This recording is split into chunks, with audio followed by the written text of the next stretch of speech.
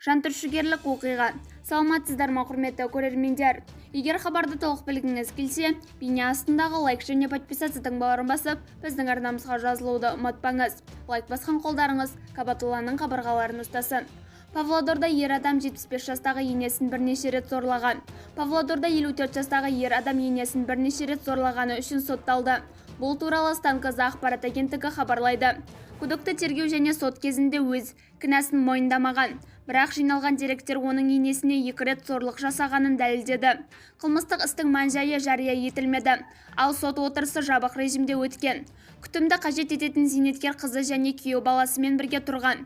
Тергеу нұсқасына сәйкес ер адам енесінің қарсылық таныта алмайтынын пайдаланып, зорлық көрсеткен.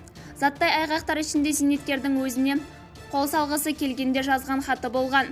Сол үкімімен ер адам 8 жылға сотталып, 5 миллион теңге көлемінде моральдық өтемақы төлеуге міндеттелді. Бізді бақылауды жалғастырыңыз.